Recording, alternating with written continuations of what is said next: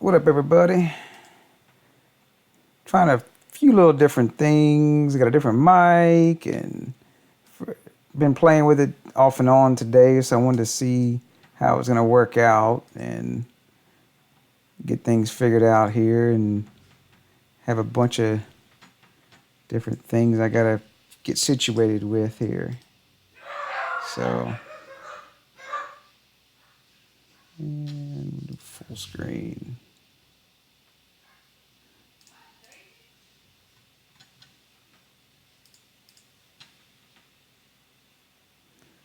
We got. What's up, Steve? We probably won't have a whole lot of people. I didn't send out anything or anything in Discord or whatever, so just kind of relying on the unreliable YouTube notifications. So I know it's kind of late for the US people, but maybe some of the Australian people will pop in. I see there's one, and there's Paul. What's up, second Paul? See, right there. It's lunchtime, right? So, so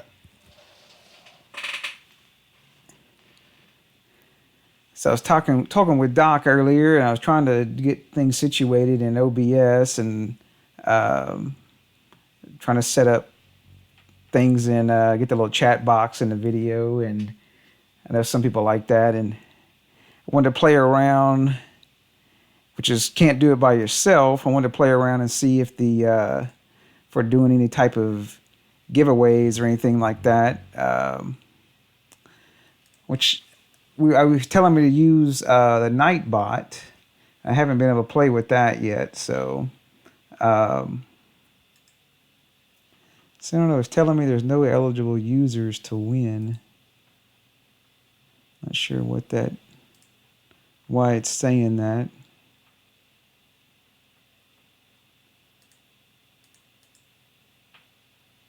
Huh. I guess I'll have to mess around more with the Nightbot. It's just saying there's no eligible users, even though there's a couple of us in here. Any pros at the Nightbot in here? I don't know if Jay's messed with it. Maybe I have to ask Doc more about the Nightbot, because I had some stuff I want to give away on the next stream, and once I wanted to kind of play around with the picking out random users and everything inside the stream. Yeah, it's weird. See, like, it shows you in here, it shows the chat and everything in here, but when I come in here, you see it shows there's like 0 eligible users, so I'm not exactly sure. I guess active within the past 5 minutes. Let's just say the past minute.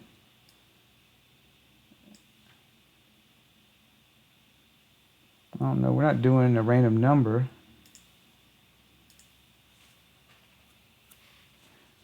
No, actually do more than the stickers feel. Not tonight, but probably the next 12. Just kind of preparing with this one. See, it says no eligible users to win. Do a test. See, that's what I was going to do. I don't see any eligible users. So, I'm not exactly sure.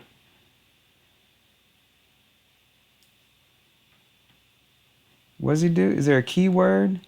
Top chatter? I don't know. I don't think there's anything I'm going to give away in here. I just kind of set this up today. It would think like I would leave the mods off, but it says this video is unavailable. I wonder if I should refresh it for some reason. Chat embedded isn't available for YouTube yet. What? It was just showing.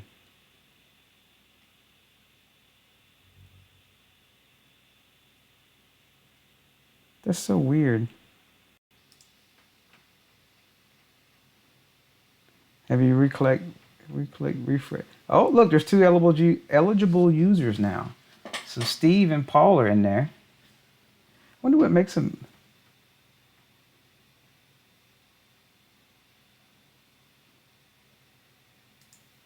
Okay, so that'll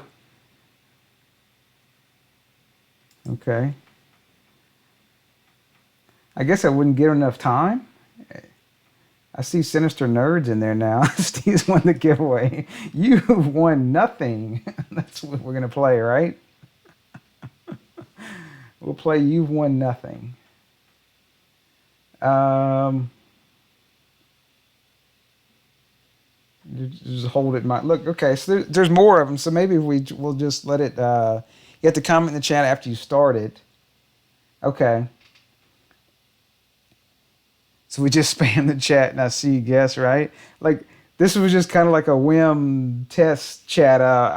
I did a little starting screen. I don't know if some of them saw it. And I see Nightbot shows Steve has won the giveaway. So I think there's not that many people watching. Hopefully we won't mess up too much, right? I had a couple of things we could do. So yeah, so it is working now, so which is cool. Yeah, so we'll roll it again, see what happens, right? And whoever's just coming in, there's nothing to win. We're just playing with this, by the way. So that's a total disclaimer here. When I hit the roll it button, you're gonna win nothing. You have the same thing you had just before I hit the button. So. There you go, Phil.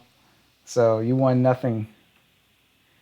So okay, it does work. Wonder what the different icons are. Reset. Oh, okay. So it's taking them out because you've already. So if you did multiple giveaways, you couldn't win multiple things. Okay.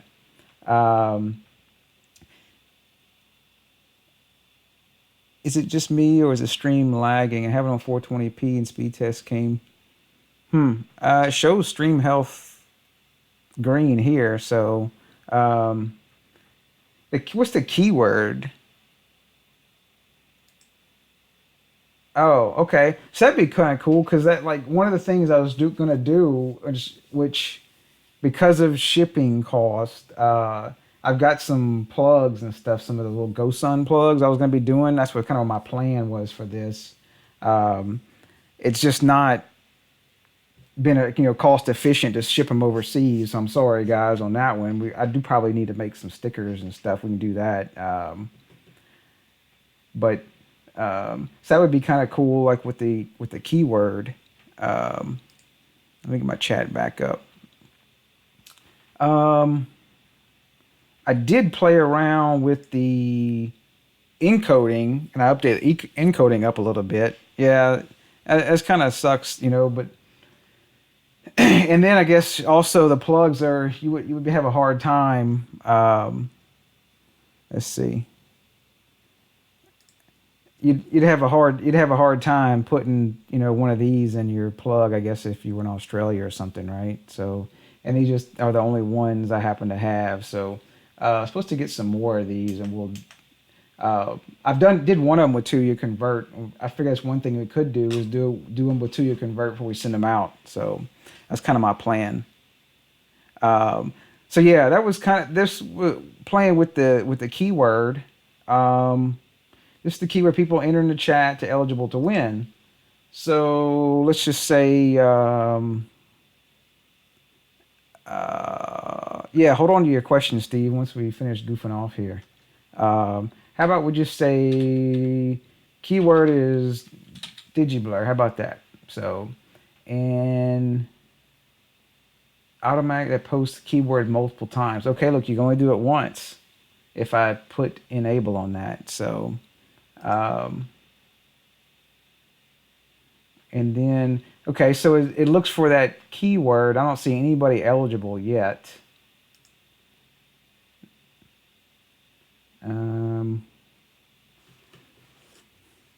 There you go. That's cool. So I see Sinister came in and Stone Wallace came in. So they are starting to pop in. So I wonder if you put anything after it, like Steve did. Steve put a question mark after it. And if you're just popping in, we're just playing around with Nightbot. We're not actually winning anything. We're winning nothing. So So Steve, it does look like if you put the question mark after it, it still it won't put you as a eligible user. So see if it'll let you pop another one in there, Steve.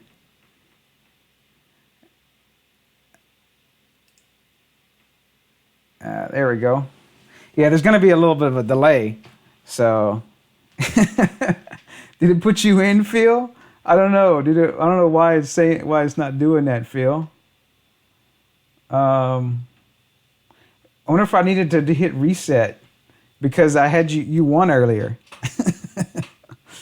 So, I think that'd be cool. What we'll do view deleted. Okay, was timed out for 5 seconds. Uh, and definitely, I've been playing around with Nightbot, so stop spamming cat. He wasn't even in caps, so I got to play around with that. So, okay, yeah. Does it actually say it dropped a hammer pretty quick, huh? Yeah, yeah. And that's another thing I was talking with Doc. What he was using on the Nightbot. So I've been playing around with that on Nightbot today, and then I played around with the intro screen and stuff like that. I know some people saw it, and it's just a simple little graphic, and I figured it would be good to open up with. I'll just click to it right quick if you want. I made the chat a little bigger, but I normally would turn the microphone off, of course. So, but so that was just the playing around with things, seeing how it works. Totally different. I've got three. I installed three Zimmy Smart downlights on over my desk now. What else? I got my ultra wide screen set up. Got a new microphone, so I've been kind of tweaking stuff. So it's kind of changed everything at once, right? So someone had a question on a plug. Scroll back. Steve, there you go. One of the Steves had a question on the plug. What was that? So I did have, while you type your question out and I wait for the delay, I did have, I don't know if you saw my previous video, Asenex sent that dimmer. They also sent me a plug with two relays. This plug here on the right. Yeah, I've had the green screen, Sinister.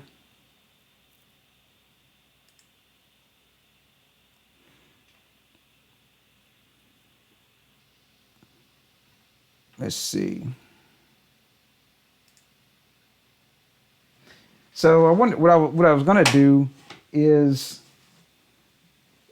thought we might take this thing apart. I always like taking things apart. I've always been as a kid want to take things apart, and my brother always got mad at me because I always never put his toys back together though. So I always got in trouble.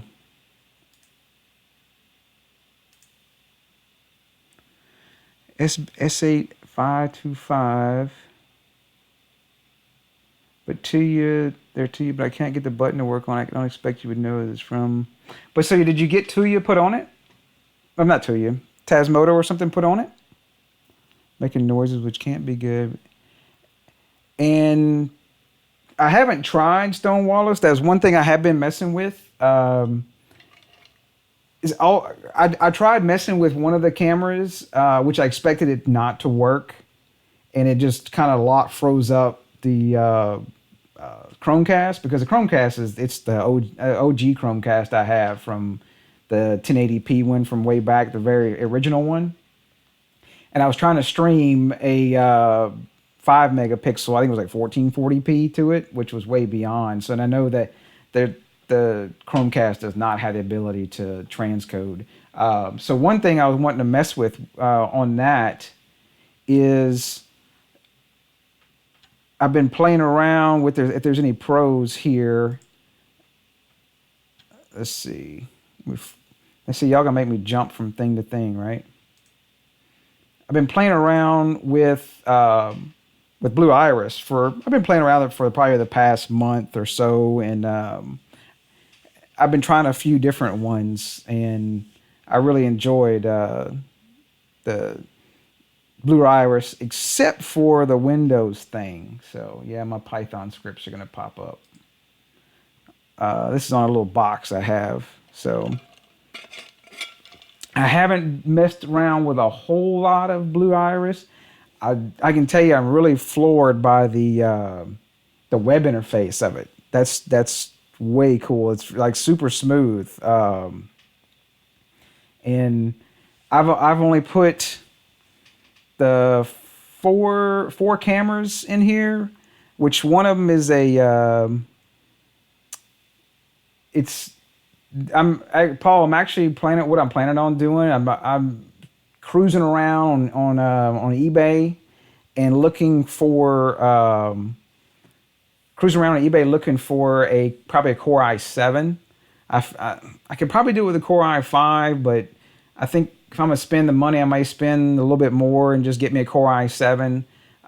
Been looking at some of the like small form factors and probably just throw I've got a spare solid state drive I'll throw in there, and like say a 2 terabyte drive for recording, and then I'll put it in a closet or something, run electrical to it in a closet somewhere. And I've been looking at some of the Nooks, but the prices of some of the Nooks are just, for what I want, is just beyond what I want to do. Yeah, Tim, those are the real links. And yeah, we were just been kind of a goof off stream. But so I've been playing. I looked at some of the Nooks, but just to do some of the cost of the Nooks, and I wanted a Core i7, and you can get. I was looking on eBay, and some of the Core i7, like Core i7 6700s, they were $300-$400, 8 gig, 16 gig of RAM, something like that. And I've even thought about building something, because that's not too difficult to do either, and then you're not kind of stuck into anything. But then, because again it's Blue Iris is Windows, if I can buy a box that, like a little HP box or a little Dell Optiplex box, something like that, some of the business boxes that they're doing refreshes on, I'll put that in a closet and it'll just run Blue Iris on it. I thought about doing on my server where I run Plex and Home Assistant and everything else. Thought about running it on there in a VM, but I kind of just want something separate, and that way it's not. Oh, sorry, Steve. Yeah, if you gotta run, Steve, definitely hit us up on the docs Discord, and maybe we can figure out what's going on with your smart plugs. So, Stone, you said you got Blue Iris. I haven't played around with a whole lot of the configuration. The adding one of the cameras is neat. I need to add this camera in there. There's that ES cam. I threw it outside today, and it's a little camera. Let's see. Let me drag this over here.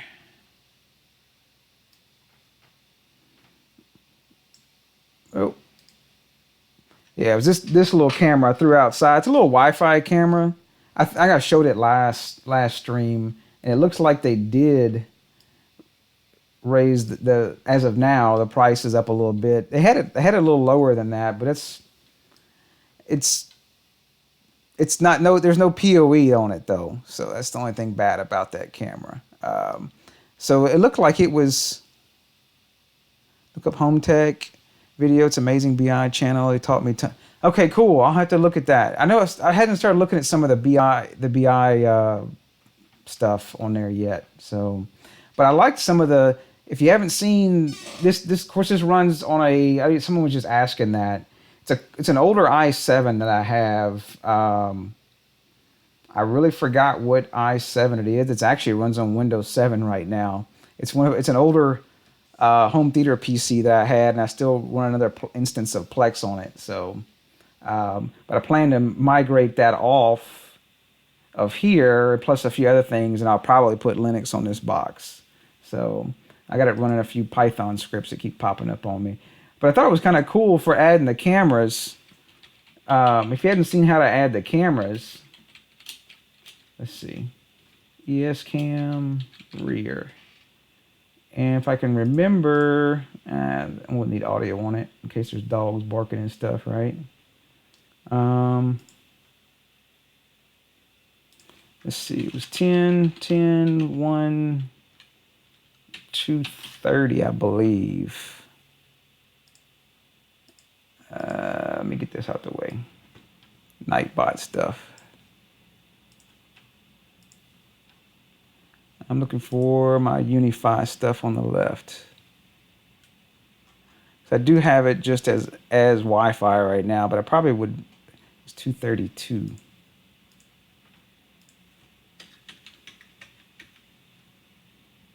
And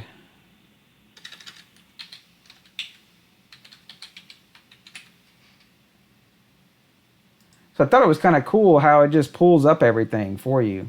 On like I've put my real links in there. I've put some Hikvisions in there, and it just pulls the stuff up automatically. I thought that was very cool. So, and you can see. Let me pull this guy up. This is that ESCam.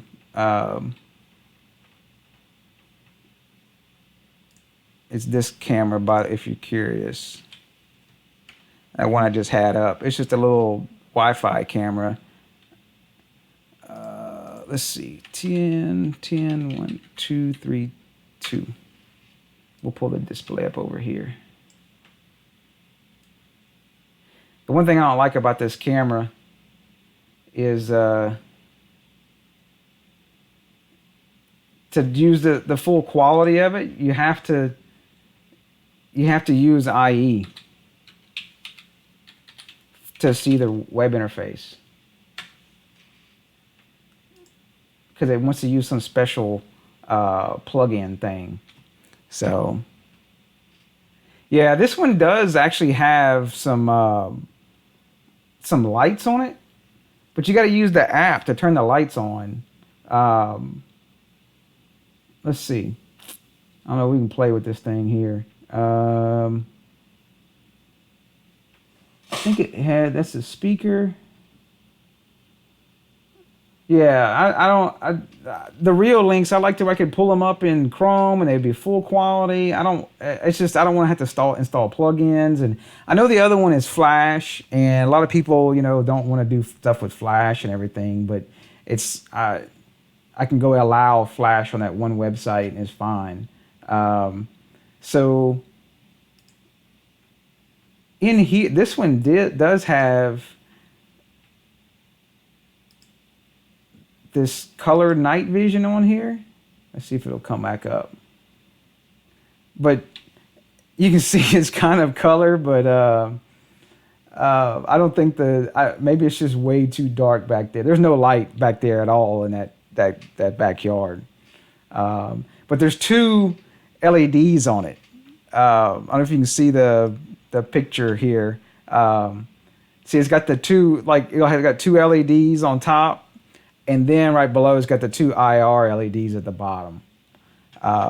And it's just probably, I guess, too much for it back there being, I guess if I played with it more, but you can see a lot more with the IR. So, but it's kind of cool. I want to show in here, it had pulled that stuff automatically from the RTSP config. You can see they list the RTSP for, you just put the RTSP, then the IP, the port, which is 554 live 0 main, and live/0/main. Well, you can see it BI pulls that automatically, which is cool. Yeah, there's not much ambient light out there, and really I guess I kind of get it with the camera if, but I guess that would be if you're wanting to toggle like on the app on the phone, which I didn't like the app on there either. And sorry about these things popping up. I didn't really like the app either, was because it wanted your GPS and all that. It's just I just don't like to enable all those permissions on the apps. And it threw a fit because I blocked the permissions. So, but it is a little local control camera, but so it pulls it automatically. And let's see. We may have to make this a little bit better here.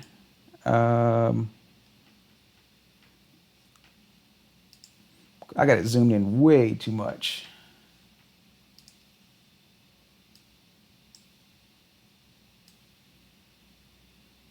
Let's see.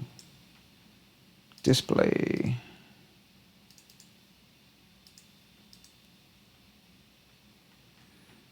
So let's see. Okay. And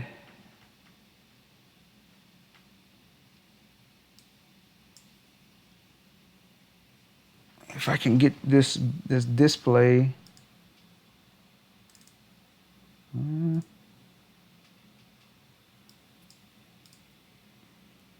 Too many things on OBS now.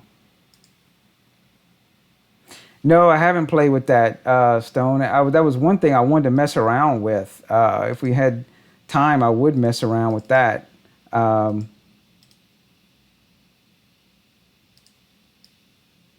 Let's see. Here we go.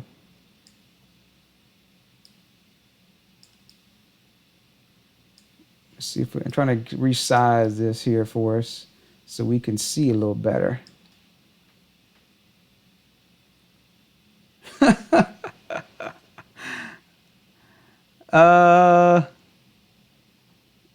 Let me go turn that off. We should ban the Nightbot, right? But I don't think you posted in caps, did you?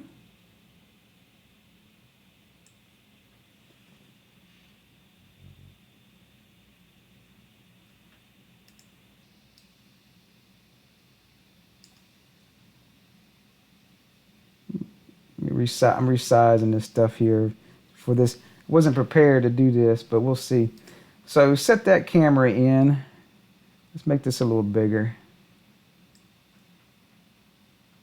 Oh, okay. Let's go. Can we relax? Nightbot. Excessive caps. Disable. Excessive symbols. Excessive links. We'll just disable all of that for now because I'm gonna go play with that later. So we'll hush Nightbot down a little bit. So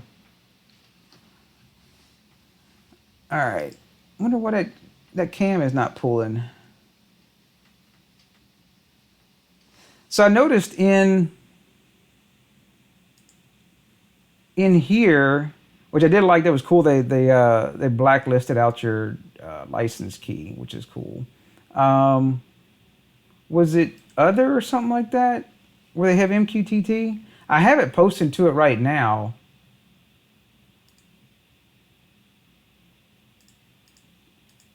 I'm just digging through right quick.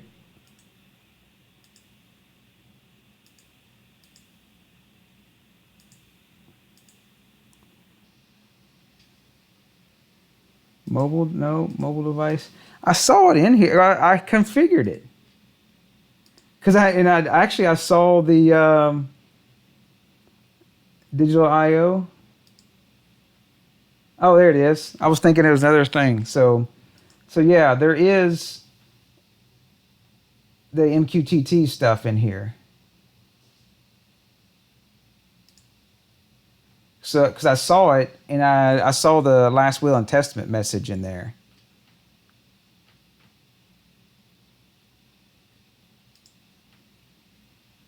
Oh, there goes that. There, I guess I got to click OK, and I would have pulled that camera up. So it's really cool how to add in the cameras. You just pop them right in, they go. The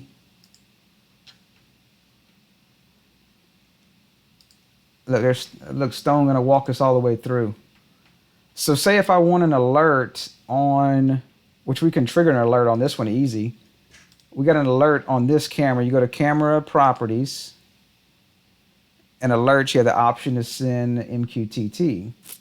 So probably what alert? There you go. Alerts. When the camera is triggered, send an alarm, send an email. Oh look, post to a web address or MQTT server. Oh, that's cool. Okay. And configure. When triggered, we'll send an MQTT topic of, let's say, blue. Just say BI backyard. And we just put motion. And let's do this. MQTT.fx.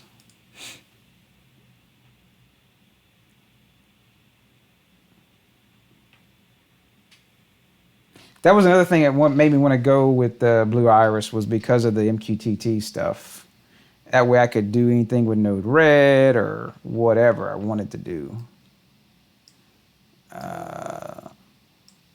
Let's see. Connect, subscribe. We did BI,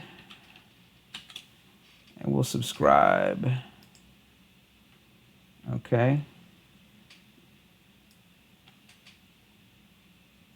Put a payload under post payload. Yeah, I did that.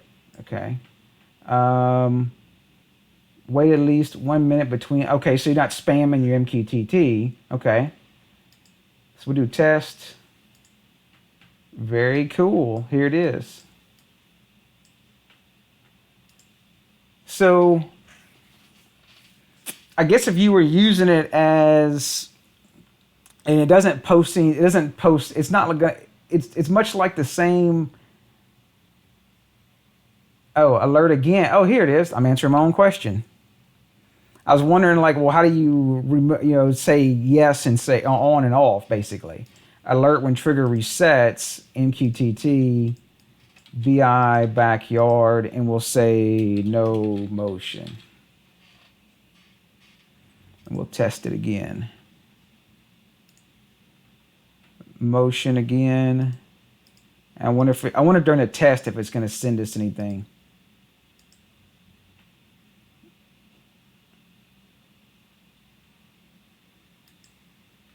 What do you mean by when you say clone a camera and be? I saw that clone. I was thinking clone would be like, hey, I've got like 4 or 5 cameras, the same thing, and I just want to clone that camera settings exactly to it.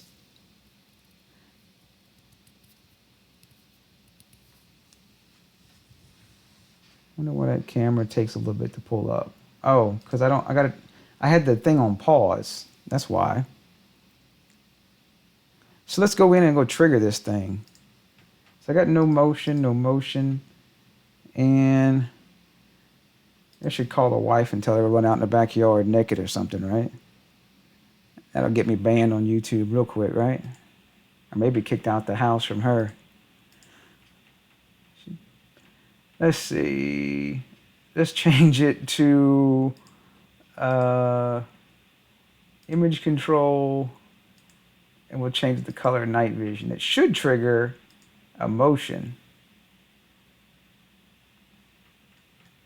If I have motion set on. I don't know if I have motion triggering on that one.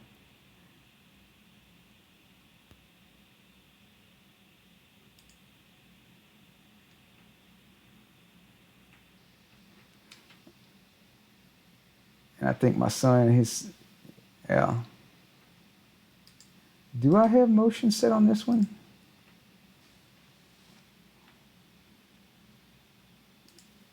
motion sensor, sensitivity. There's lots of different things to play with on this, so I definitely gonna have to go watch some videos and stuff like that. I did like how it made use of the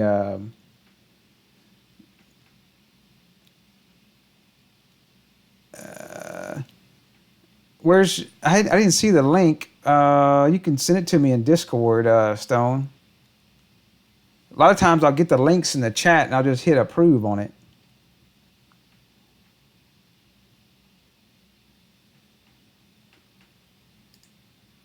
Let's see. Oh, look, I got a few people hit me on Discord, right? You were saying you're talking about the cloning. Link to Discord.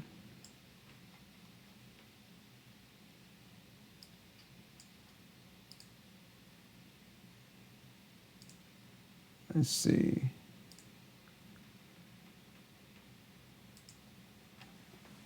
I could have captured that one.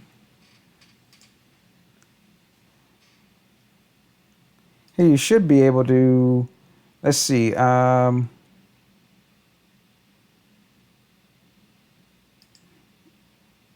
you go. You should be able to post any links now, Stone. I got you set as a moderator now. So,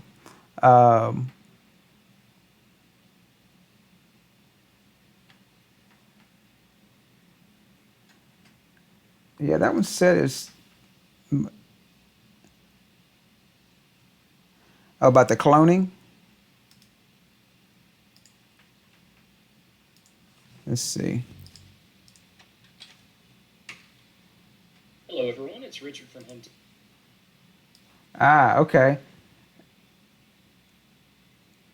Yeah, he's talking about Blue Iris cloning cameras.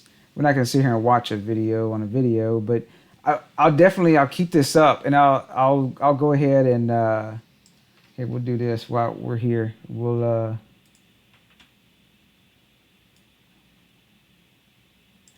scroll down and subscribe to his channel. So cool. All right. Well, there you go, Fox. You got Stone. They're both saying, got great stuff on his channels.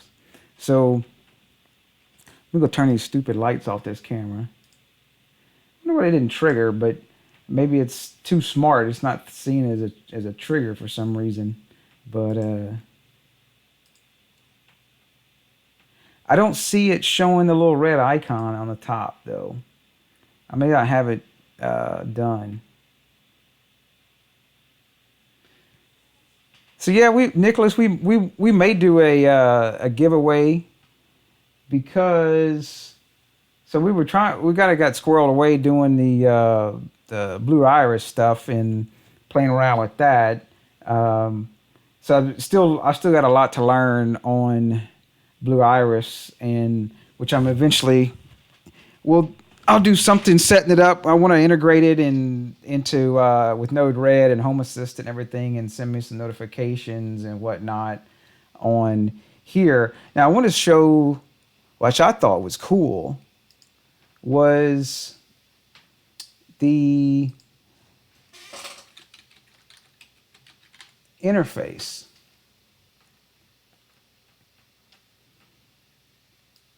Let me size this up better.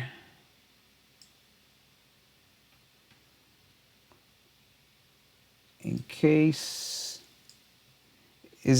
no, there's not really a I don't remember my dang password.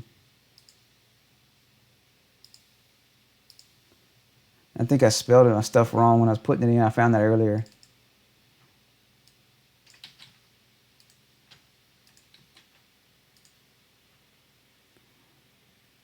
Yeah, I definitely appreciate that, Stone. I will. So I was playing around earlier with the interface where you could do like outdoor, and let me pull my chat back up. I messed all my windows up. And we can bring one into if Stone wants to help us out here, and we can bring one into a Lovelace card. Now, that was one thing I have been wondering is, it's kind of like the whole thing way I do MQTT. A lot of people use ESP Home, and I do use ESP Home for some things, but I don't use the API on it. I like to use MQTT for it because I just want to go straight from Node-RED to my devices and vice versa. So I got a question: is like, should you have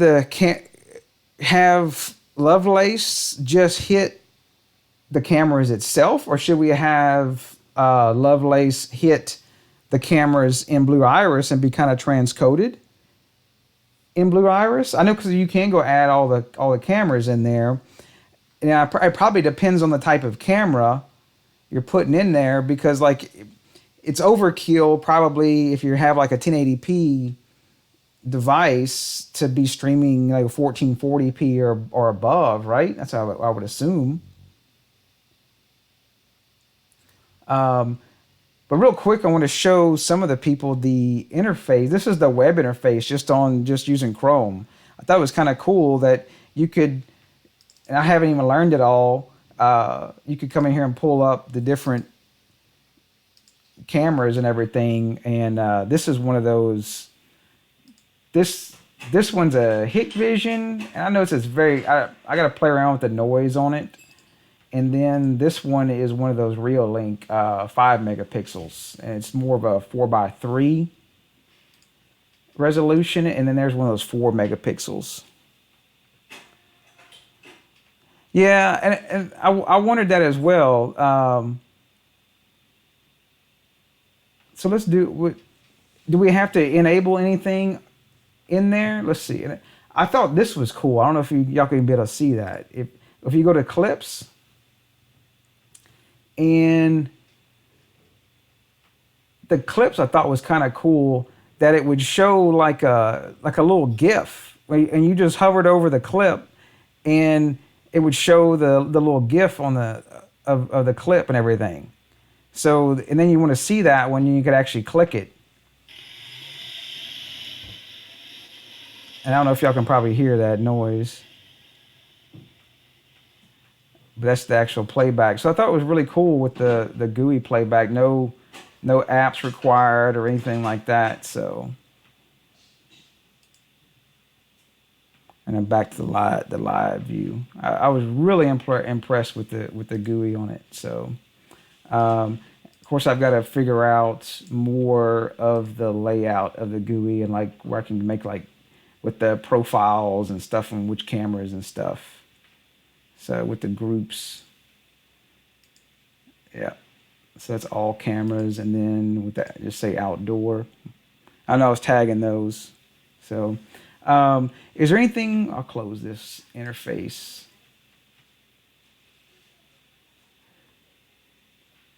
To bring in the camera into, do we have to enable anything to be able to connect to the camera for Blue Iris?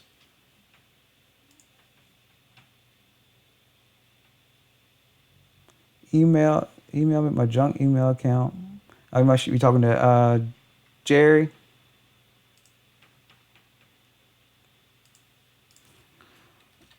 Love. Let's see. Home Assistant. Who you asking? Oh, me. Email me really quick, or you just want to hit me on Ben 6. Let's see. Okay, we'll do that.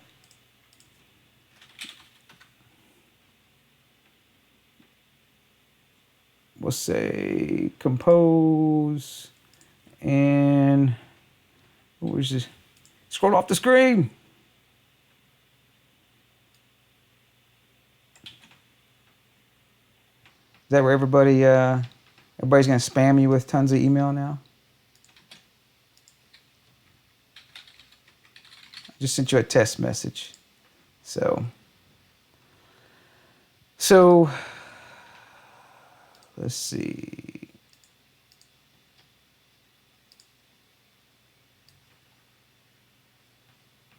in, was it Home Assistant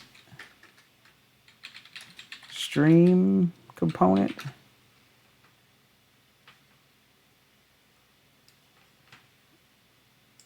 These. Yeah, Hunter was the one that did the stream component.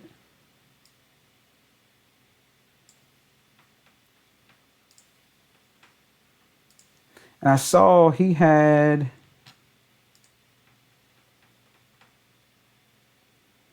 I want to say they had Blue Iris in here. I see they've been updating it since I've last been in here. I probably passed it. It was probably at the top, right? Yeah, it was the very top one. Oh, so you just put it as a generic.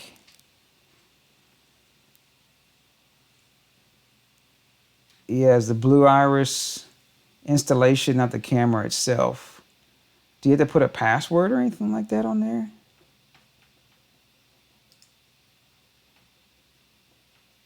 I know I won't pull your email up on the stream.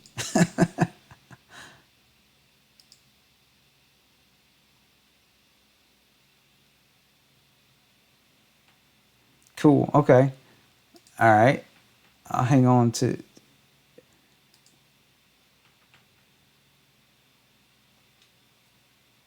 Very cool. Okay. So can we just put, if we just went to here,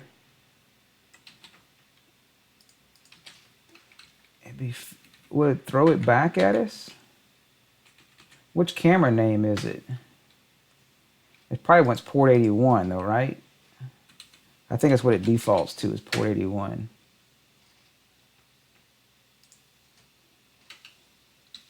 But you gotta probably put your password.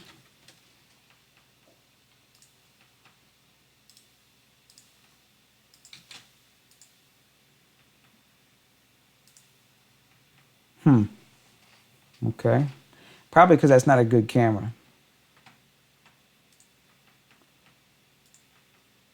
So camera.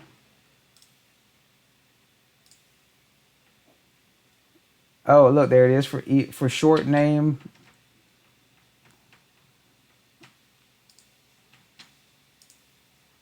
Let's see.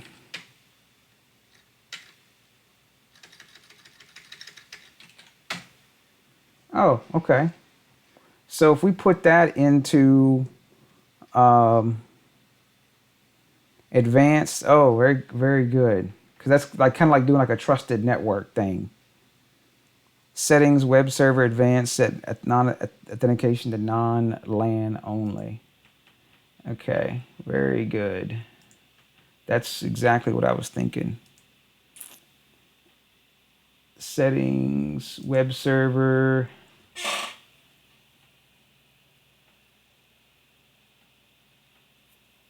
Am I missing it? Advanced. Okay. Require authentication to non-LAN only. All right. No, require from non-LAN only. Okay.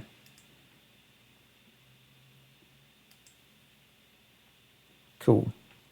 So just to give this a try, I'm gonna try this on Firefox browser. I had them on the screen just to see. Yep, it pulled up.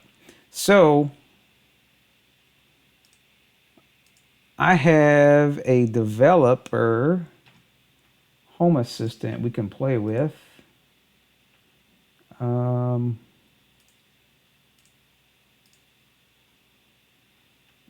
I do have some cams in here.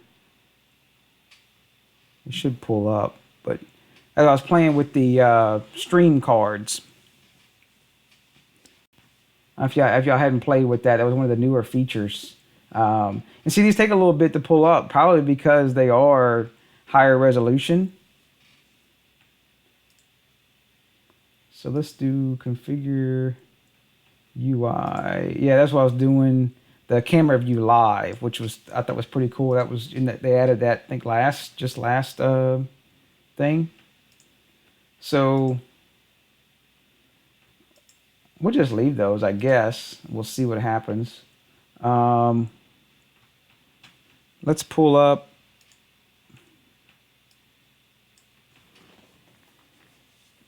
I'm looking to see my Home Assistant developer. Make sure I'm not showing any pass. I don't have a lot of secrets marked in this one because I just throw a bunch of junk in here all the time. Um, let's do. We'll just space all that out. How about that? All right. So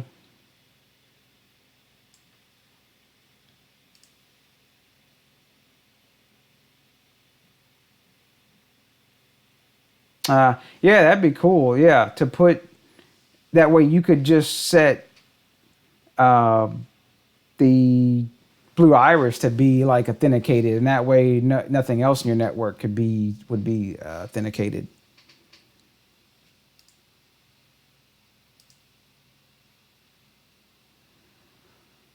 And see, they show. I wonder if it's with the stream. I see your different config there, using that MJPEG. Now, wonder why they have something a little different here in showing here is just a generic. You know what, we're gonna give this a shot and see what happens. So let's see, 55. And it's probably case sensitive on the camera, and I think I called it ES cam. And people always, if you look at ES cam, it's looks like eScam. I don't know why they chose that name. So probably ES cam. We'll save that. Yeah, this is I'm going by Hunter stuff that he has listed in the stream component. So we'll see what happens here. Yeah, because I've used his ones on the Hikvision and they work fine. And I had some older configs on Hikvision, and I've used the same ones that he did on the Reolink when I installed those Reolink cameras. So yeah, okay, Fox. I'll keep that in mind. All very cool learning experience here. So let's go ahead and restart this puppy. General, check config, and I blew it up.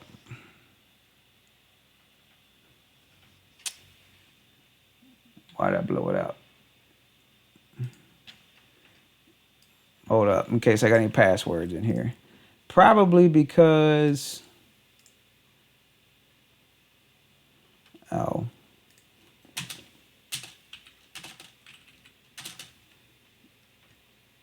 I see what I did wrong.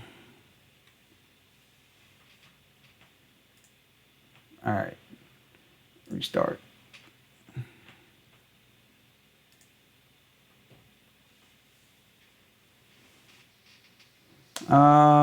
Yeah, hold on one second. I'll go back to the Discord there in a second. Unused entities.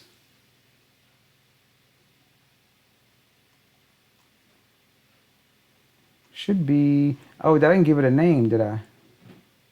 Generic cam.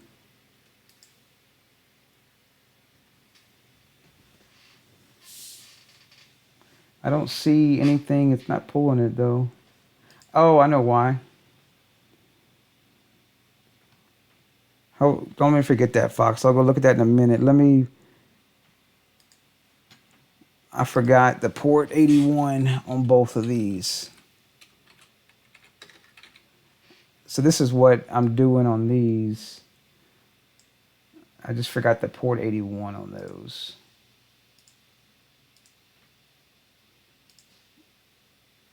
General, check config, and restart. It'll take but a second to restart.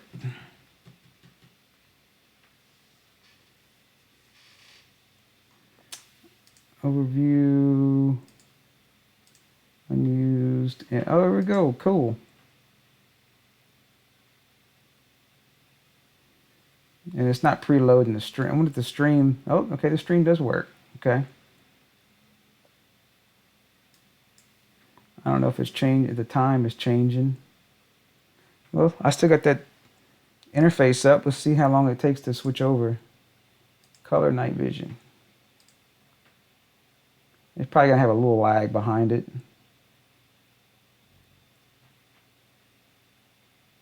Yeah. So I can understand that's gonna have some lag behind it with the because it's going through Blue Iris, but it's just through Home Assistant, so that's fine. And I would mostly, if I wanted to see it live, I would pull it straight up either using the app or using the web interface if I really wanted to see it. So yeah, let me take this back off of potato quality, color night vision, and put that back on there.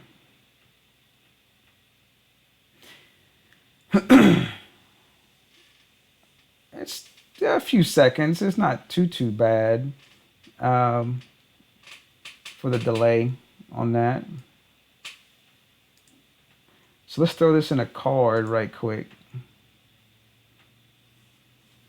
So we'll take configure UI. Let's just edit this guy here. Oops.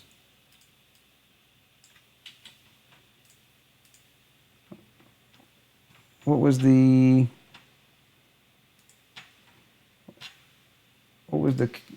camera name, you know? I didn't catch it. Generic. It's just camera generic.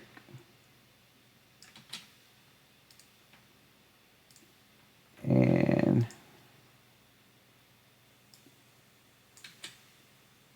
I don't need two cameras.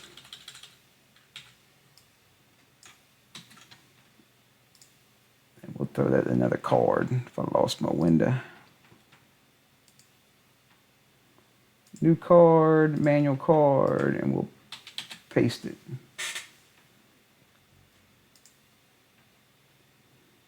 Boom.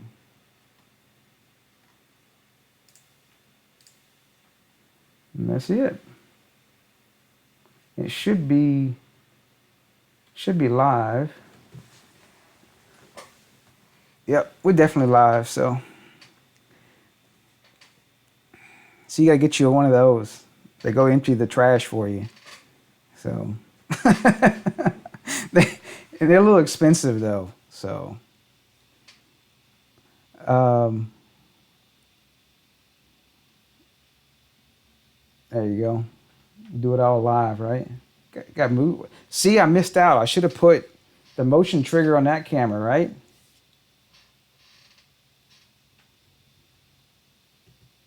So very cool with Blue Iris.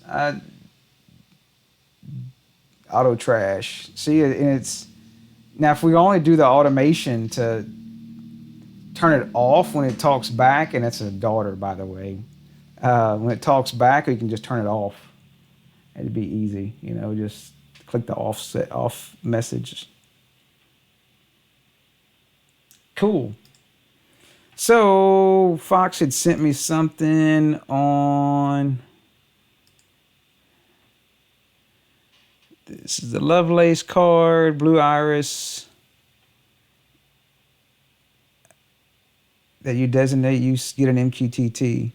I don't know if you want me to pull that up onto an R window. I see you got the card and the Blue Iris integration. I'll pull this up on there. This was the Home Assistant IO. When was this written? Cool. Well, this is what Fox sent us. And so that way we can look at that later, all of this. So, so very cool. I'm really, man, it'd be perfect if they had Blue Iris in Linux. I would just buy a cheap box with no hard drive and no Windows license, and that works better than the stream component. Okay, I'll definitely check that out. Um, I did. Are y'all using any of the apps? Like, I saw they had an app, and I'm Android based here, and I want to say the app was like $10 or something like that. But does it work well? I don't know if y'all have used the app or just used the web interface. I haven't tried using the web interface from the phone. Yeah, it it does. The CPU usage isn't too bad. We're sitting at like 15% CPU with like 5 cameras rolling. Geofence, very cool. So I've got like 5 cameras rolling in here right now. See, I must not have motion because I'm not nothing's triggering it on the motion one on there. So okay, tiny cam works. Yeah, I'm using another like IP cam. Yes, that would be cool because I do have one indoor camera that's in my living room, and that would be cool to like just turn that one off when turn it off when we're there. I don't need it when we're here at all. I really don't want it running. Um, I was actually thinking about doing something. I didn't want to block it though, and start throwing errors or just make it go offline. I didn't want to cut it off. I was thinking about trying to do maybe a switch to cut it off, but it's going to be power over Ethernet, and so the geofence is going to be much better. So I wonder why would. So I'll definitely have to mess around with more of this, and I probably when I get it on my other box to trigger the outside lights. Yeah, see, and that's the one thing I did like that about the Hikvision cameras because they have that integration component in Home Assistant that lets you um, do like binary sensors, like the line crossing and motion, and I actually have lights trigger at a certain time in my son's room whenever his light goes off. Well, his light goes on whenever it gets motion. See the profiles drop down. Where's talking about this one to all cameras? That's groups, or is it this? That's that PTZ, but that's not that PT. There's no PTZ on that camera. Let's see. We got camera properties, set options, remote access, status, snapshot, records, traffic signal, and then help. And I see they got the profiles up here. Right click on a camera, go to properties.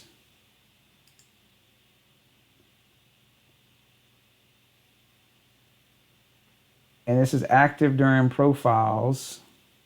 Trigger lights. You should just, yeah. We'll do that, Stone. I don't know if I can bring you in if you wanted to come in now or what, or I wasn't prepared to do that. If you wanted, I don't know. Maybe we should try that offline instead of trying to do that. I haven't tested all that and trying to bring that in, and I would know if I'd be able to hear you. I don't have any headsets here right now, so we'll definitely do that. Maybe we can schedule another time and we'll do a Blue Iris. Yeah, I'm just thinking. I don't have. We may end up with some weird echo stuff though. Unless you want to try to do something on a speakerphone or something. Let's see. Click on the trigger tab. Let's see. Let me just try and give you a. Let me just give you a ring.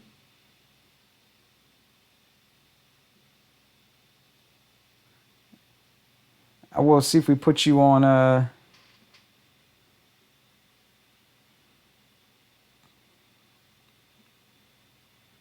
Let's see. Y'all can watch my beautiful Python script run.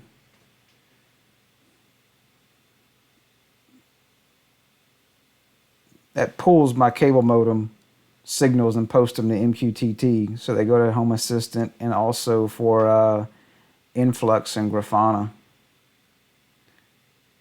It just does a HTTP scrape and pulls them to MQTT. So let's see. I don't know how well this is going to sound.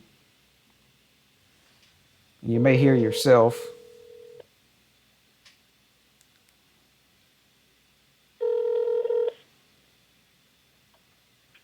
Hello. Hey, what's up, Ben? Hey, I got you on mute on my computer so you don't get a bunch of feedback. All right. So you probably gonna have to deal with the delay of the YouTubes. Yeah, no worries. It's just a whole lot faster. I wanted to point out real quick that the different profiles, which means you're on profile 1 right now. Okay. Right? Yeah. Right on the top left. So if you click on configure right below that active profile. Like work hours and yeah. Okay, it says motion sensor configure. Yep. Motion sensor configure, and then right there is where you set. Yeah, leave it on profile 1 for now. Okay. And then on configure, you can set the sensitivity and click on the checkbox that says use zones and hotspot. All right. They got an edit came up now. Yep, and then click on edit, and that lets you draw lines around your bushes so that when your leaves are blowing in the wind, you're not picking them up. So you can say, just ignore this little spot on the camera. Yeah. And then the contrast and those settings up above are great because you can set one profile for at night, super sensitive. You got to hold down control, I believe. I need in order to mark that out. I need a third hand. I know. Yeah, but if you hold down control, then you can mark out those bushes, and when they blow in the trees, it's not picking them up. Yeah. But the reason I wanted to point out profiles is because you can set a schedule to automatically switch between profiles. So at a certain time of night, switch to one mode, and during the daytime, switch to another. You can also use those profiles to disable your indoor cameras. Okay. Yeah, and that's the other reason geofencing is nice on the mobile app, because using these profiles, you can say, when I get home, switch to profile 2 or 3 or whatever you choose to have, and then reach up there again to that profile tab and change to profile 2. Okay, profile and now 2. When you switch profiles, you're going to go back into motion detection where you were just editing out that bush, and you're going to notice it reset it. Yeah, it's even turned off. Number 2 has a completely different set of settings. Yeah, exactly. So right. It's kind of looking at it as more of the Home Assistant people. It's kind of like the profiles being a scene, So, yes. I can definitely see that. So. Yes, and then also you can also change the profiles in Blue Iris using a web call. You can just say get URL, and it will change the modes in Blue Iris from within Home Assistant. Oh. So you can just do a get request. Cool. Okay. Yeah. So you could just set up a trigger of some sort, whether you either want to do it from Node-RED or whatever, and just call a URL. Yes. Okay. And I also have it verbally done, so I can say, mute myself.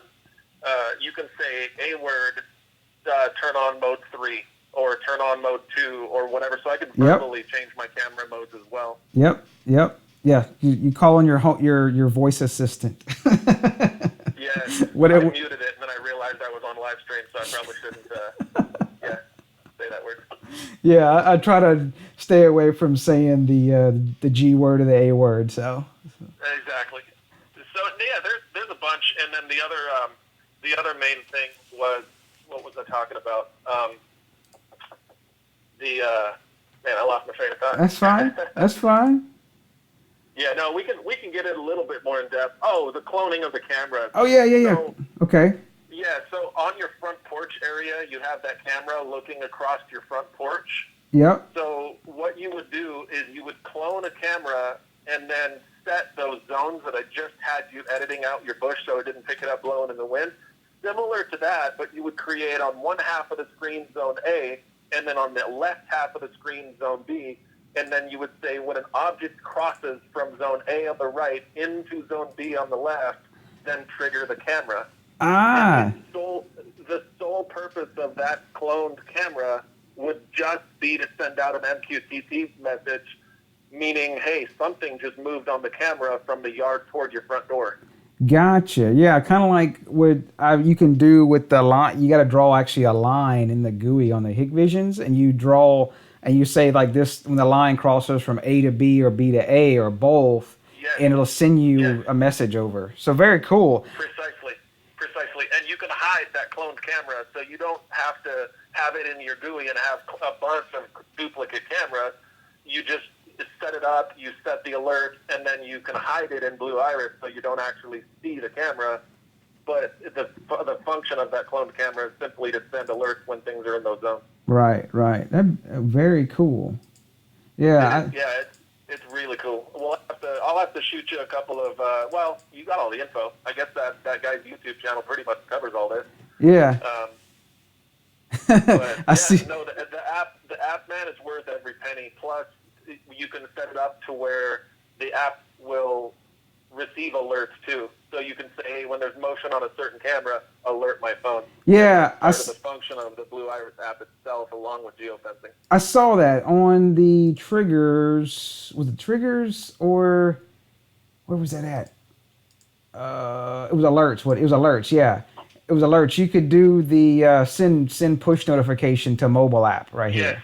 Yes, and that's right in the app. So for what I do, it's on my porch, and so when my porch camera sees motion, it will have a doorbell sound on my phone. Yeah. And that's just a feature of the Blue Iris app itself. And there's other ways to do it. You know, you can do a Node-RED to have it push out a notification or whatever. But Yeah, you can get all crazy. Sure. I still love the one that says make with a modem, so we could use some modem on your computer. Oh yeah, that's yeah. So the SMS one, are they actually using I wonder if they're using a service. Have you played with that? I have not. No, I've had no need for it because I tie it into Home Assistant. Yeah. And I have the mobile app, so I just Yeah, I was just curious of. Okay, so they're using an SMT. Oh yeah, AT&T right there. So they're using the SMTP server to go to send an MMS to AT&T or I bet that's what it is. or whoever. They've done the legwork of getting all the gateway SMTP to send MMSs to all these different things, which is cool. I bet you tie it into your own SMTP server. Yeah. You sign in with your own email credentials. Yeah. The problem I've had with Gmail though is I created a junk Gmail account Right. for automations because Gmail won't let you send notifications from a third-party app, and then you have to allow less secure applications in your email for this to work. Well, oftentimes anyway, for this kind of stuff to work. Yep. Exactly. I've seen that before. And then so and I could probably use my ISPs. I don't even use my ISP email. I could probably use that as well. So as long as you don't do it too often where you get rate limited. So there's other things with that. True. So but of course you wouldn't want to do that. You wouldn't be spamming your own phone. So but well, if you end up with the mobile app, that'll work anyway. You can send alerts straight to that. That works well. Yeah, that's what I would use the mobile app. Because I saw the mobile app was like around $10 or something like that, and it's a one-time $10 fee. Yeah. So, but real quick, on the right side where you have all your media clips right there, you've got your green play button highlighted. Not in this window. Yep. In the main Blue Iris window. Click on that triangle. I'm dealing with a screen delay, so bear with me here. Well, on top of all your alerts. Click on the one to the left of that, the little triangle. Yeah. Okay.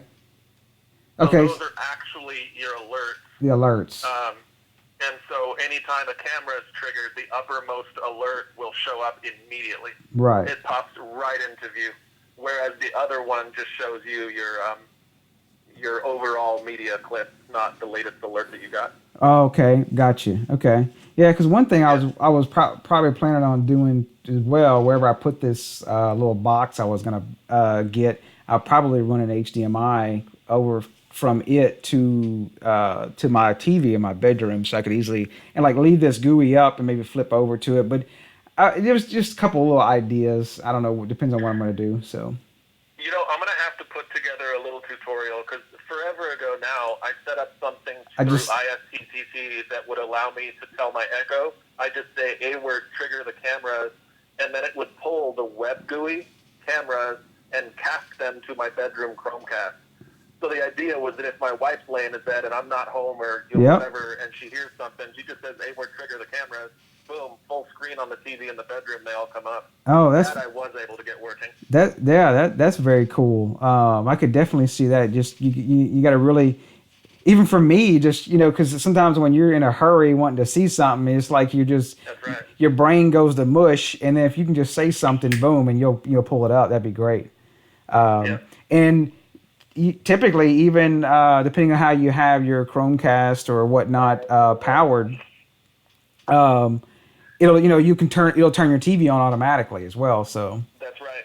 That's right. If your TV supports CEC over Ethernet or over HDMI, yeah, and then I just plug my Chromecast in with a little USB dongle to its dedicated power supply.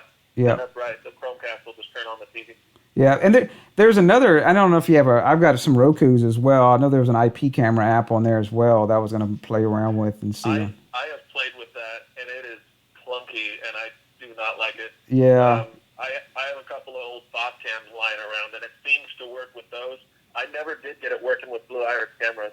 Really? I got it tied in with a couple of Boss cams, okay, but man, it's not great, and switching between cameras is just clunky. Yeah. I didn't really care for it. Yeah, and I have it working well with the Hikvision because like we'll have it in my son's room, and like whenever he has some of his cousins or whatever over, and we can you end up the grown-ups are all in the other room and the kids are all playing and goofing off, and you hear some kid screaming, and you can which kid is beating the other one up or something. So Yeah. but very cool. So yeah, I'm gonna have to play around more with Blue Iris, and I see Sinister Nerd said sold BI it is. So yeah. Oh man, yeah, Blue Iris is awesome. I hate that it's on Windows. Yes. I agree, but I haven't found anything better. Yeah, and I mean that's kind of my plan. Is I'm gonna do. I wanted it separate. Where I'm gonna have a separate a separate computer anyway. So it's just gonna be isolated. That way, if I'm rebooting anything with any servers or whatever, then I don't have to worry about the cameras, and it's just gonna run by itself, and I don't care. Now I'll have it on its own little battery backup as well. So just let it eat. Exactly, that's what I do, and I run my Plex server and my Blue Iris on the same box. I mean, I know I run Plex on a Linux box or somewhere else, but hey, I've got a dedicated computer for BI. Yeah. So I just throw Plex on it too. Yeah. Yeah, so I saw you saw Blue Iris 5 coming. I saw some of the stuff from Blue Iris 5, and I know they're going to require Windows 10, I believe, for Blue Iris 5. Oh. So I haven't looked into that at all. I'll have to look into Blue Iris 5. yeah, so that was one thing I was making sure of. Actually, I was going to do anyway. When I buy a box, it was going to have come with the Windows 10 license that was valid. So, but. Yeah. A friend of mine built a computer, and he found a place to get Windows 10 license for, what was it, $50 at most, and this was 4 years ago. Yeah. I could probably look that up again. It worked out well for him. Yeah, that would be cool. I'm trying to. I don't want to spend too much time, but if I can build something myself for cheaper than worry about some used box, that'd be fine as well. So. Yeah. And I know Matt was just asking if you could run it on a Windows VM. Now, the only thing a Windows VM, so you run it just on a plain Windows box, you said, too? I do. I do, yeah. And do you use the GPU encoding stuff? I just turned that on last week. Okay. So I don't really have a large use case. And my graphics card in it, let me check real fast. It's nothing special, but I'll pull it up here for you. Yeah, I don't. I mean, the one I have as well is a. I don't know if I even have. This is an older Windows box that. Let's see.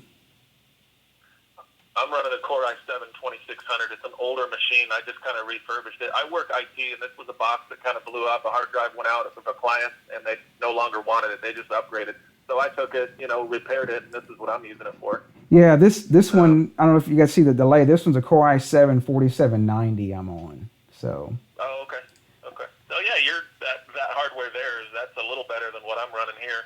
Yeah. And you got 8 gigs. I think that's about what I'm running here. My video card's a NVIDIA GeForce GT640, and I just enabled that the GPU last week. And when I did, I didn't really notice the CPU drop, to be honest with you. Yeah, and see, I'm using just the straight the internal. Yeah, I was too for a couple of years. Okay. Yeah, because I don't have any card in this thing. It's just using the thing. And I did notice that with this one, the CPU time did drop a little bit down on especially with having 5 cameras on here. So yeah. Well, let me count mine real fast. 1, 2, 3, 4, 5, 6, 7, 8, 9, 10. Oh wow. We got 10 cameras right now, and I'm sitting at 48% speed. Well, that's unfair because I'm also running Flex on here, but I'm running idle. Yeah. But anyway, 46%, and my largest camera is a what is it? A 2 megapixel Dahua. Yeah. So let me disable just that one camera. And down from 46 to 41. I noticed 30. When I turned the hardware stuff, I had to go in you can set each camera to whether it used the hardware accelerated decode or which GPU. I think I had. Interesting. And that was by camera too, so you may want to check some of those when you turn. I will have to look at that. When you turn those on. So that's when I was playing around with it. So, so you said you turned off that 2 megapixel and it dropped a little bit. Yeah, I just did. I'm idling at 34%, 33%. I don't have any active streams right now. No cameras are recording, so it was about 46, 48 with it on, and now I'm down to 34, 35 with just that one camera disabled. Yeah. And see, I'm a The rest of my cameras are mostly 640 by 480.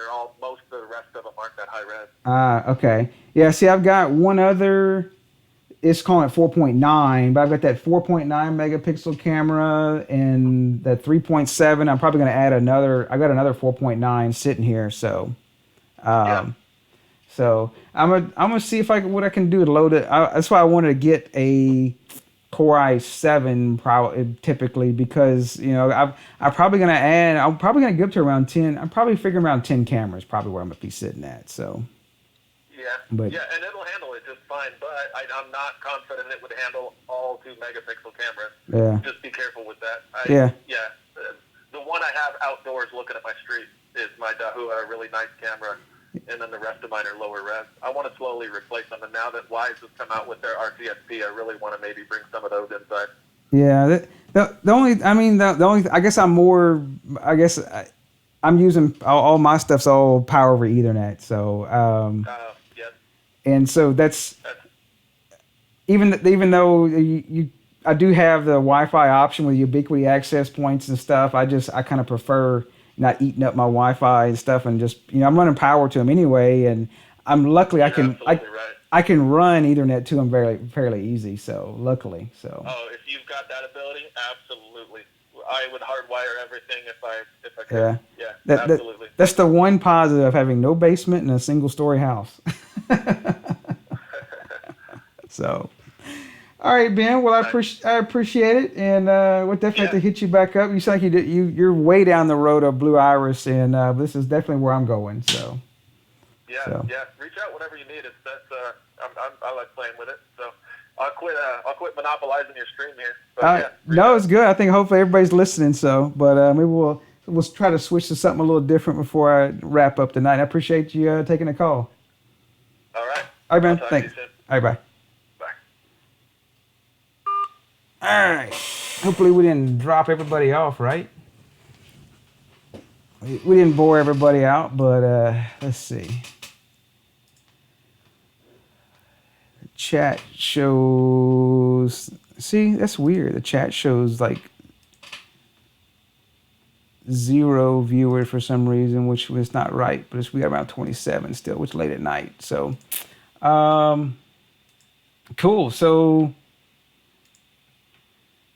Yeah, definitely. Yeah, really good info, Stone. We'll hopefully we won't bombard you too much when we're all trying to.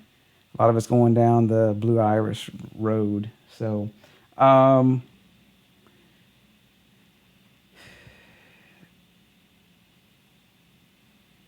oh yeah, and that's we did it kind of just on a speakerphone. You know, you could probably see me. Uh, it's the analog way. You hold the phone up to the lapel mic, right? So, hey, it worked. I think it worked out. So.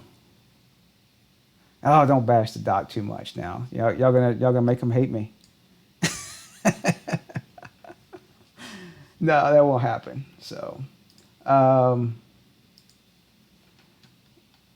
so I guess the thing is, don't go buy with all the Core i7s off eBay, everybody, or wherever. Or if you find some nice Core i7s, hit me up. I might let me go in together or something. So, um, but I'm curious of the virtual machines if you can do a pass through for like being able to use QuickSync on some of the virtual machines. That would be one thing I would want to do some research on if we could run this in a VM of some sort. So because you can definitely get out a lot on the GPUs that are probably on most processors that were running on there are just sitting. So um, so is there anything else y'all want to do? Did y'all want to try to do the giveaway thing? I know it only be, I don't know how many US people we got here. I know we got some people from across the pond. Yeah, I saw that, Matt. The virtual machines. We'll pull that up here. What you got?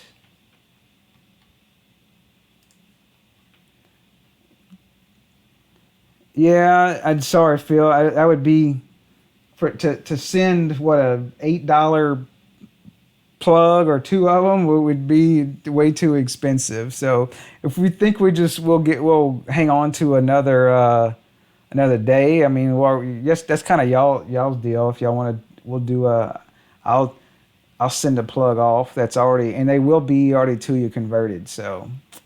Uh, So download a virtual machine, Windows 10 Enterprise, valuation, VM will expire. Okay, so I guess you can go around and play around with a virtual machine. So yeah, so that's, if you want to play around with a Windows virtual machine,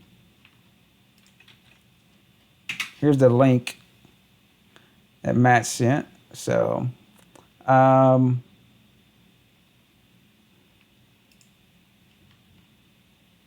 we still online here? I saw I got an error on my stream dashboard. I still see the chat up and everything. Yeah, we're still there. Okay. So I guess we can do that. We'll do that. It'd be slim pickings, right? So let's pull up. Let's close this out. I'm gonna save some. Well, I paste Blue Iris, and we'll minimize Blue Iris itself, and we pull up the Nightbot.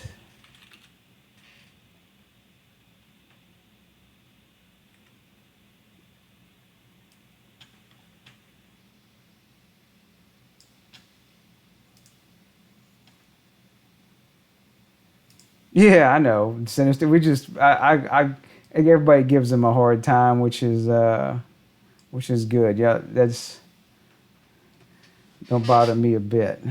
So I give my own self a hard time. Um, I made fun like that last one. I made fun of myself with that my doppelganger that's out on that press release. Yeah, see, look, Sinister's the only one in. He's the only eligible one that could win a plug. So It should start popping people up.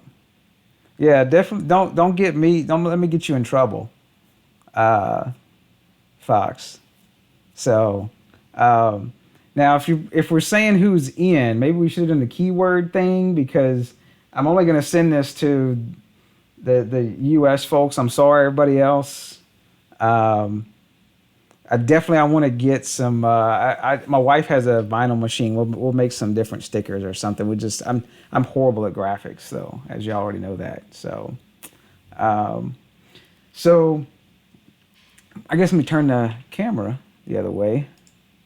So didn't get to this. I was going to take this plug apart and figure it out. I already did 2-year convert on it, but no big deal.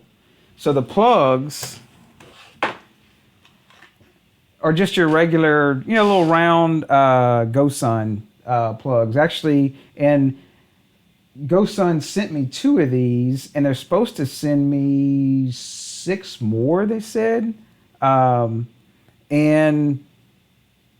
they were going to send me the addresses. Well, they were going to keep the 6 and then have me send the addresses to them, but I didn't. I wanted to have them in hand myself, and then I could send them to whoever, and I know it would happen.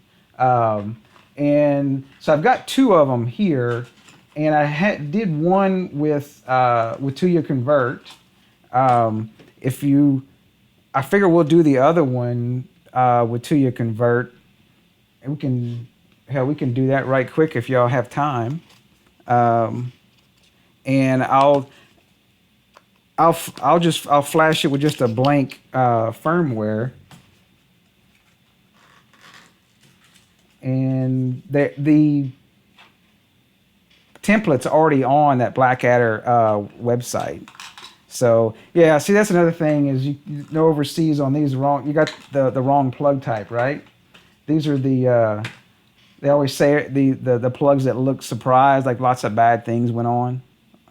So, but this one not. This is the first time I even opened this one. So let's see if we can do this puppy on.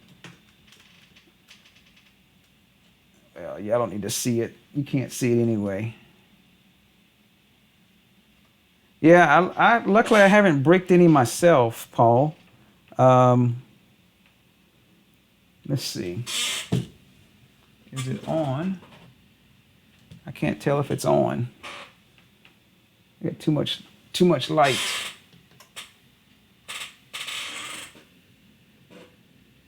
Yes, it's fast blinking. So let's go ahead and pick the people. So y'all ready to roll with it?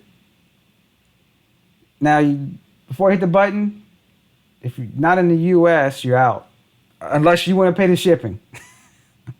So we're gonna do it twice, and hopefully we don't brick one. So let's roll with it. All right, so you got Jerry Barr is the first one. So Jerry, definitely hit me up on Discord or send me email. And if you just use the channel name, the digiblurDIY@gmail.com if you don't have Discord. And we will do another one. Probably just hit, let's see. All right. So we'll probably do another one with, probably just hit roll it and do it again, right? Let's see. And the other one is Sean Webster. Is Sean in here? And is he in the U.S.? Is he? So I think Jerry said, I'll make a note of here who sent me who won these things. So, and we are gonna, I'm assuming y'all want to do your plugs. So we'll do Sean, Webster, and then Jerry Barr is the other one. And Minnesota and Sean, you don't have to say, but as long... Oh, Sean was Minnesota. I'm getting it backwards. And then Jerry, I don't know if he sent me... He said where he was at, but he didn't have to say, so... But... All right. So definitely send me the email or your address, and I'll ship those out to you. And I'm assuming both of y'all want... I know one of them's done to your convert. Yeah. Okay. Cool, Jerry. So both of y'all want to convert done on them? Tasmodo, and then of course I'll put Tasmodo on, and you can use with ESP Home as well if you flash them afterwards. So, and let's pull up. That was simple and done. Had some slim chances there, right? That's the best way. Late night. We'll pull up to you convert. I did one already because I wanted to see. I'm gonna make this bigger for you guys. Let's see.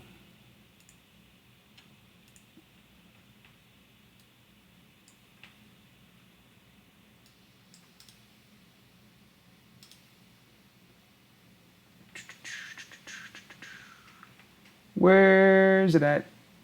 Change settings, fonts, appearance, fonts.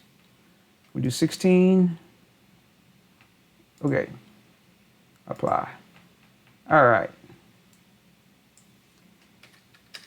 I'm sure everybody can see that now. Okay. CD to ya, convert, and /start/sh, and it's too big. All right. So that worked. Yep. So appreciate earlier trying out the you win nothing game earlier to actually we win something. If you hung around for all the Blue Iris mess, right? This turned out to be a fun little stream. So yeah, we didn't send out notifications on Discord or anything. So I didn't want. All right, let's attach the phone to it.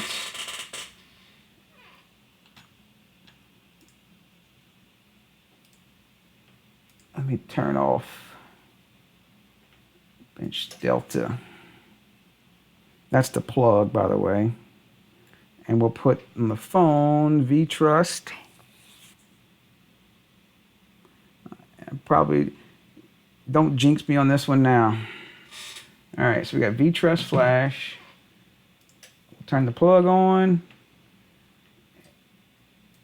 And I'm hoping it's in fast flash. All right, we'll see what happens.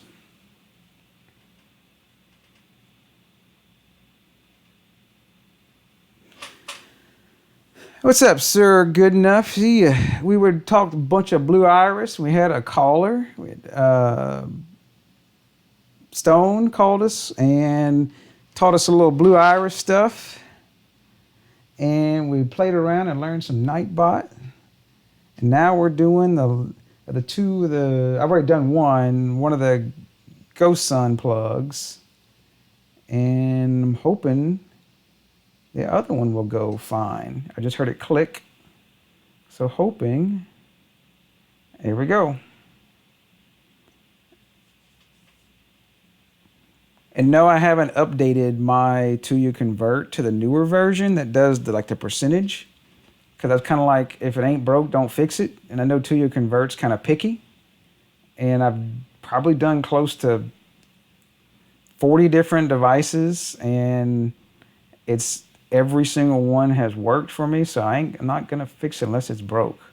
So now one thing I do cheat with, and I will set your firmware to not have my Wi-Fi info burned in it, is I do send over a third-party bin.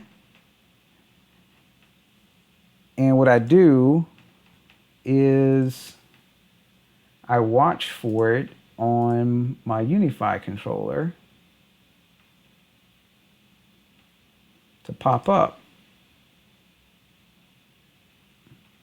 And we'll say uptime, and we'll wait. Yeah, I have heard of a couple people getting different things with, and there it is. I just saw it pop up. Sonoff 0413. And I should wait for an IP address. It should have an IP address. Now what you mean it stops flashing? That can be a couple different ways. 10 10 1 2 3 3. 10 10 1 2 3 3. And I will, before I send these out to you guys, I will just put the generic Tasmodo on there of 6.5, and hell, we can do that now if you want. The one with Wi-Fi Manager on there, and I will reset it. I'll nuke the SSID and password on them. So, we'll put the template on there. These are the GoSun WP3s. If you haven't done this how simple this is. You go to Blackadder's website, which is on the Tasmodo wiki, by the way. And in case you don't have this, yeah, and I've had 3 or 4 different people talk to me asking about, saying that they couldn't get the new Martin Jerry switches, and someone was actually saying they opened it up and it looked different from the one I did previously on the live stream several months ago. So trying to run 2, you can run it brand new, it immediately stops flashing like it's paired but never proceeds. That makes sense. And are you using it with a known working to your convert process module or whatever? I know some people use Proxmox, some use Raspberry Pis. I'm using a Raspberry Pi here for that. See, GoSun. And we'll paste this in the template. Once you get the template off right there, configure. You don't go to configure template. Don't do like I did. I wish they would put it under configure template. Configure other, and copy and paste it over here, over this, and then activate. I'm gonna take that out of there. And you hit save.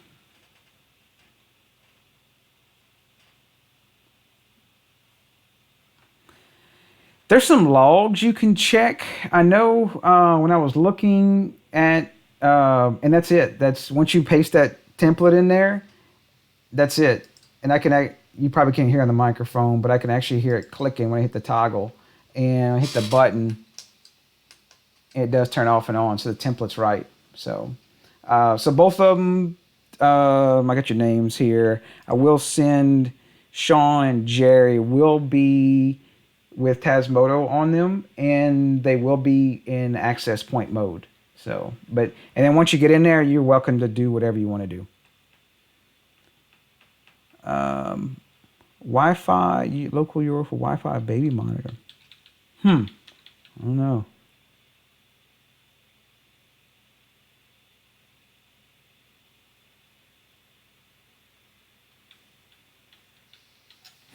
Okay. But now that Tasmodo's on there, I'm having power up issues. Won't power up with the chip itself. Now that's weird. I haven't seen that. Now I went blank. What were we supposed to go do? There was something I was saying we were supposed to go do. I can't. I went totally blank. So, let me shut this down. We don't need to send it out. So both of them, we did able to get Tasmodo on it. I think I was just gonna go show on a Tasmodo wiki. I think it was. And I'll put 6.5 on it. Yeah, I'll clear that out on both of them when I'm not so much scatterbrain, and I'll nuke the 6.5 off of them, which is what I'll flash on here is this one here, the one that I've linked in my 2-year convert video, which is in the bins folder. There's no, I'm sorry, it's actually the generic folder, and it's just 6.5. It will come up as I'll try to see if I can leave that template on there, and I'll just nuke my stuff. But if you do flash this bin, which I did link in my 2-year convert video in the description, is if you flash this bin using a third party in your 2-year convert process, it has Wi-Fi manager set as default. So I know that was a big problem with people is if they had special characters in their password or they typed the password wrong, the device would get in a loop and just trying that same SSID and wrong password over and over. Well, with Wi-Fi manager set as default, even if you factory default it, then it will still flip no matter what. If you mess up, it'll be in Wi-Fi manager mode until it gets on Wi-Fi. Now, I mentioned this before, only downside of that, I do run Wi-Fi. This is Wi-Fi config 2, which is, I do highly recommend everyone using it on your Tasmodo devices. Is Wi-Fi frozen feed? Is it frozen feed? It still shows live on my stream here.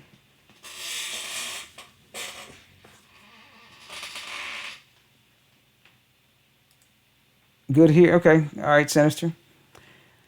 So Wi-Fi config 2 is here. And what you do is just, if you want to set that on the device, if you go into console, and if you do, it should already be, you'll see this one's already set. See, it's Wi-Fi config 2. Now, if you want to set Wi-Fi config 2 on your device, you just put Wi-Fi config space 2 like that and hit enter. Now, don't flip out when you see the device stop responding, because what happens if it's not set, your device is actually going to reboot into Access Point Manager for 180 seconds. And then when it times out, when it sees no phone or device connect to that access point, it will reboot and try the SSID and password you have set again. So just let it time out. It'll hook back up to your network. And I run that on all of my stuff. The only downside of that is if you're somewhere, say in an apartment complex, or you got really close neighbors and you don't like your neighbors too much, or you don't trust them. If your Wi-Fi goes down and where you have no connection, then all your devices will start throwing out access point mode, and potentially someone could go steal the GUI from your switch if they knew what they were doing. But what I do, just as a precautionary thing, is if you go into configuration and configure other, and just set your web admin password, and make sure and remember it. You can reset it using MQTT if you've got an MQTT connection to it. If you do forget the web admin password. I just set mine to something generic, but it's not any crazy password. So, but that just prevents anybody from grabbing those because it'll before they get to the GUI, it'll ask them for their ID and password. So, all right, well, that was cool. Anybody got any other questions or anything before we jet on this little 2-hour test stream? Oh, I know what we were going to do. Is the logs. Tuya-convert GitHub. If you look under the Tuya convert issues, let me paste that in there. This may help you find, okay. That's good, Jerry. Share it with us. If you look under closed, there's someone else who was talking about several different plugs and everything in here. And they posted some logs, and I was saying you could go look in these logs and compare to their logs. And they were showing that they're saying that you can see that see the two devices connect, etc. You can see some of their troubleshooting of what they were doing to determine if it was new firmware or not. Unfortunately, I don't have a device with new firmware on it. Maybe I should order me another Martin Jerry switch and just let it upgrade, or hopefully it maybe has it out the box. So what's your problem, Jerry? Don't want to share with us? No, if it's something crazy, then don't worry about it. So you don't have to share. I'm just messing with you. So, but definitely go look in here if you got any issues in your logs. You can actually see the two Mac IDs that should connect. So, okay, yep. So I got Jerry's stuff. And I'll reach out to, just a sec, this log is kind of big. Yeah. So.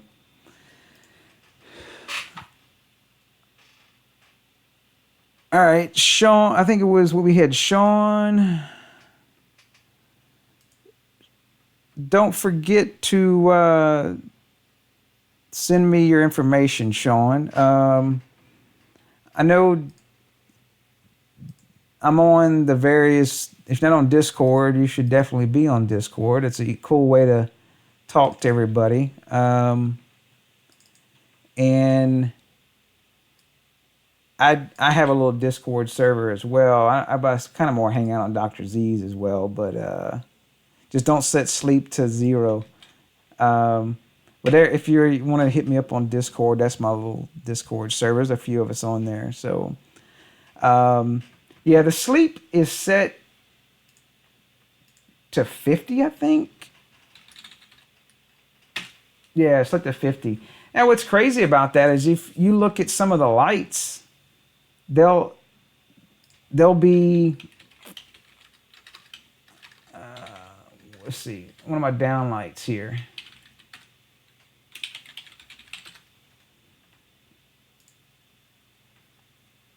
But you see, it's set to, because I guess the LED driver, especially when you'll see on the PWM ones, the pulse width modulation, they'll be sleep as well, 0.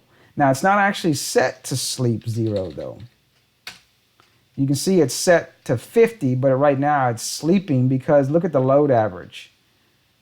I'm assuming that's because driving that LED driver. Let me see if we can turn that one off and not mess up my video. We should see the load drop down that guy there. Once the telemetry hits.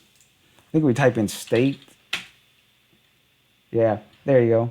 See now that it's off, that the sleep is back to 50 because the load average is down to 19. But yeah, I would leave the sleeps down to regular 50. So I do have some of them set to 25 because I wanted some quicker response for them, but it does bring the load up a little bit. So Yep. So, and anything else we were doing? Definitely made it much easier with I got I've asked for a few different people, and I bought a little present for myself. I bought this guy right here. Where is he at? I bought this guy right here. So that's what I'm using. So I didn't go 4K. I didn't have a budget to do 4K for that. So, but I bought the ultra wide is definitely very cool. So, but anybody got any other quick questions for a jet out of here? I know it's midnight and I still got some stuff I need to set up. Yeah, was it? And it really, I didn't nowhere intend to go 2 hours with this thing at all. I was planning on doing like 30, 45 minutes. And I was not planning on doing the plug thing. I was planning on doing some other things, but hey, we just totally changed it up. So I just wanted to try out some of like the little chat box in here. And yeah, definitely. Okay, Jerry. And I'm curious to see how that is. So yeah, definitely time flies. So all right, Sean, and congratulations to Sean and Jerry. Sorry, others. Hopefully I'll get the other ones from GoSun. If not, we may do some other ones that I have just sitting here. That as long as y'all promise to put them to a good home. That's all I say. So instead, I don't want them to sit on a shelf. So all right. Well, y'all have a good night, and y'all take care.